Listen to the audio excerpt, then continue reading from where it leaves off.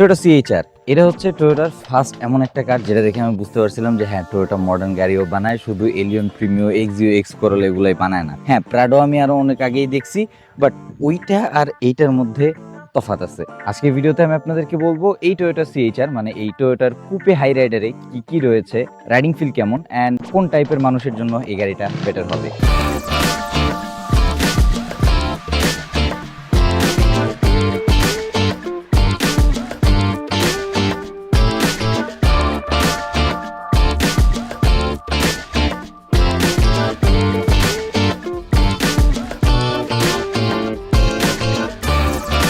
ওকে, so প্রথমে চলুন শুরু করি এই গাড়ির স্পেসিফিকেশন দিয়ে। অ্যান্ড স্পেসিফিকেশন স্টার্ট হবে ইঞ্জিন থেকে। এই গাড়িতে রয়েছে একটা 1.8 লিটার ইঞ্জিন অ্যান্ড এর পাশাপাশি একটা hybrid motor. Power and torque figure নিচে লেখা আসতেছে। অ্যান্ড এই গাড়িতে কিন্তু 3টা রাইডিং মোড আছে আলাদা আলাদা। এরপরে ডিজাইনের কথা যদি বলি, এই গাড়ির ডিজাইনের ব্যাপারে আলাদা করে তেমন কিছু বলতে হয় না। ডিজাইনটা কম বেশি সবারই পছন্দ হয়। হ্যাঁ একটু বয়স্ক মানুষজন এই ডিজাইনটা বেটার লাগে না, বাট ইয়াং জেনারেশনের জন্য এটা একটা পারফেক্ট ডিজাইন। সিএইচআরের যে জিনিসটা আমার কাছে প্রথম সব থেকে বেশি ভালো লাগতো সেটা হচ্ছে এই যে ডোর হ্যান্ডেলটা এখানে। এটার জন্য সামনে থেকে পিছন পর্যন্ত এই দিক দিয়ে একটা ক্লিন লুক আসে। অ্যান্ড প্রথম আমিও দেখে চিন্তা করতাম যে এটা খোলে কোথা থেকে, তারপরে ভালো করে খেয়াল করে দেখলাম যে এইখান থেকে খোলে এটা। অ্যান্ড দেন আপনি যদি লাইটসগুলো ডিজাইনের কথাও বলেন, both the headlight and tail light design খুবই fantastic. CHR comes with this remote, যেখানে একটা লকের বাটন আছে, একটা আনলকের বাটন আছে, বাট পিছনের ট্রাঙ্কটা খোলার কোনো বাটন নাই। কিরিংয়ে একটা টয়োটার সিএইচআর লোগো। এর মধ্যে এই বাটনটা চাপলে গাড়ি লক হয়ে যাবে, অটোমেটিক্যালি মিররগুলো ফোল্ড হয়ে যায়। এটা চাপলে আবার গাড়ি আনলক হয়ে যাবে এবং অটোমেটিক্যালি মিররগুলো আনফোল্ড হয়ে যায়। অ্যান্ড যদি ট্রাঙ্ক খোলার কথা বলি, এই হচ্ছে ট্রাঙ্ক স্পেস। বেসিক্যালি এইখানে একটা বাটন আছে, যে বাটনটা দিয়ে আপনি হচ্ছে ট্রাঙ্ক খুলতে পারবেন। And this is the only button যেটা দিয়ে ট্রাঙ্কটা খোলা যায়। ভিতরে এই ট্রাঙ্ক খোলার জন্য কোনো বাটন নাই। Okay, so we are inside the car. এই গাড়িটা হচ্ছে পুশ স্টার্টের সাথে আসে। পুশ স্টার্টটা এখানে, মাঝখানে একটা ডিজিটাল ইউনিট অ্যান্ড দুই পাশে দুইটা অ্যানালগ পার্ট। এটুকুতে স্পিড উঠে। অ্যান্ড এইটা না আরপিএম ইন্ডিকেটর না, এটা হচ্ছে আপনি কিরকম আরপিএম এ চালাচ্ছেন ওইটার ইন্ডিকেটর। অ্যান্ড এখানে আরো অনেকগুলো বাটন আছে। এই পাশের কন্ট্রোলটা হচ্ছে বেসিক্যালি এই মনিটরটার জন্য, অ্যান্ড এই পাশের কন্ট্রোলগুলো হচ্ছে বেসিক্যালি স্পিডোমিটার অ্যান্ড গাড়ির অন্য জিনিসের জন্য। অ্যান্ড এইটা মেবি ক্রুজ কন্ট্রোলের সুইচ। আমি এখনো পর্যন্ত ক্রুজ কন্ট্রোল চালাইনি এটাতে। অ্যান্ড দেন আপনার পার্কিং ব্রেক, এটা একটা সুইচ যেটা এভাবে নামায় দিলে পার্কিং ডিসএনগেজ হয়ে যাবে, টেনে দিলে আবার পার্কিং এনগেজ হয়ে যাবে। Gear, parking, reverse, neutral, drive and B. AC control আপনি এখানে পেয়ে যাবেন। এইটুকু হচ্ছে আপনার মনিটর। এখানে একটা টাচ স্ক্রিন, একটা ঘড়ি আছে এখানে। অ্যান্ড এটার ভাষাও জাপানিজ হওয়ার কারণে আমি এটাতে কিচ্ছু বুঝতেছি না। সানব্লকার উইথ ভ্যানিটি মিরর্স। এখানে হচ্ছে লাইট আছে দুটো দুই পাশে। পিছনের সিটে বসে আপনাদেরকে জাস্ট লেগরুম অ্যান্ড হেডরুমের কথা বলি। আমি 5'10", সেই হিসেবে পর্যাপ্ত পরিমাণে হেডরুম আমার জন্য আছে।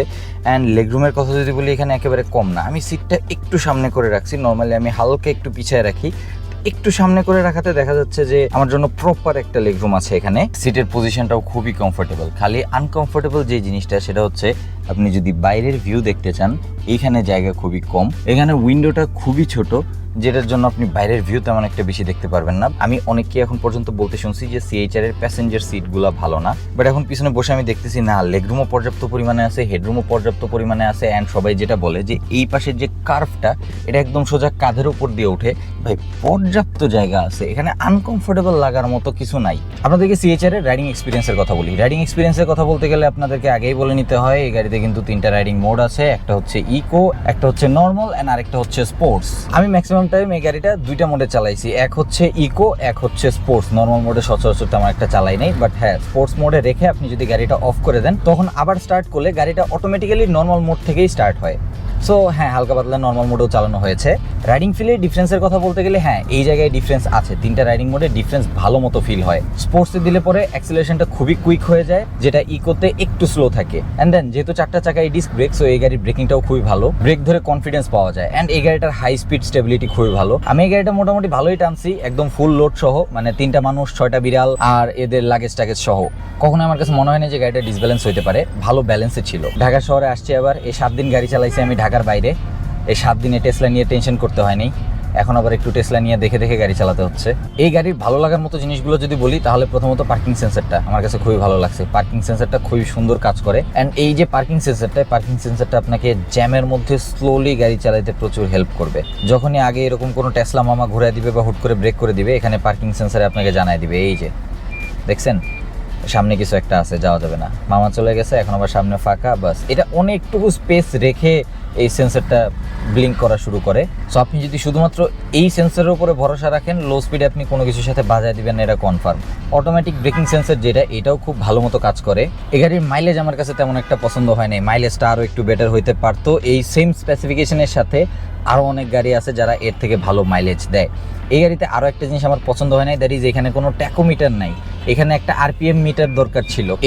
এইটা কিন্তু আরপিএম মিটার না, এটা হচ্ছে আপনি ইকোতে আছেন না পাওয়ারে আছেন এটা ইন্ডিকেট করার জন্য। সো এখানে যদি একটা আরপিএম মিটার থাকতো, যেহেতু এটা একটু স্পোর্টিভাবে বানানো গাড়ি, এটাতে স্পোর্টস মোড আছে, সো একটা ট্যাকোমিটার থাকলে জিনিসটা দেখতে ভালো লাগতো। অ্যান্ড এটাতে ফুয়েল গেজটা কমপ্লিটলি অ্যানালগ। লাস্ট টাইম আমি যে এক্সিও নিয়ে গেছিলাম, ওই এক্সিওতেও ফুয়েল গেজটা অ্যাটলিস্ট ডিজিটাল ছিল, বাট মাঝখানের এই ডিজিটাল পার্টটাতে আপনার স্পিডোমিটার আছে ডিজিটাল, অ্যান্ড এর বাইরে আরও অনেক ইনফরমেশন দেখায় ডিজিটালি, যেগুলো হচ্ছে আমার কাছে আবার ভালো লাগছে। দেন এটা ড্রাইভার সিট থেকে সামনে পেছনের ভিউ খুব চমৎকার পাওয়া যায়। আরও একটা জিনিস ভালো লাগে নাই, সেটা হচ্ছে এই গাড়ির পিছনে আমি কোনো এসি ভেন্ট দেখি নাই। আমি ভাবছিলাম এত টাকার একটা গাড়িতে পিছনে অ্যাটলিস্ট এসি ভেন্ট থাকবে, বাট এটা নাই। অ্যান্ড এটা মেবি সিএচআর এর সব থেকে লোয়েস্ট প্যাকেজ, এই জন্য এটাতে পাওয়ার সিটও নাই, এটার সিটটাও হচ্ছে ম্যানুয়ালি অ্যাডজাস্ট করতে হয়। অ্যান্ড পিছনে 3টা সিটের মাঝখানে কোনো আর্মরেস্টও নাই, মানে আপনি যদি মাঝখানের সিটটা ইউজ না করেন, প্রিমিয়তে যেরকম দেখাইছিলাম আর্মরেস্ট বের করা যায়, এটা হচ্ছে প্রায় ম্যাক্সিমাম গাড়ির হাইয়েস্ট প্যাকেজগুলোতে বের করা যায়, লোয়ার প্যাকেজগুলোতে এই আর্মরেস্টটা দেয় না। আচ্ছা, যারা যারা সিএচআর এর মাইলেজের ব্যাপারে জানেন আমাকে একটু জানেন যে সিএচআর অ্যাকচুয়ালি ভালো কন্ডিশনে থাকলে মাইলেজ কত দেয়। বিকজ এটাতে তো অলরেডি সিগন্যালই আসতেছিল যে এটার ব্যাটারি প্যাকের মেইনটেনেন্স দরকার, ব্যাটারি প্যাকের কুলিং সিস্টেমের মেইনটেনেন্স দরকার।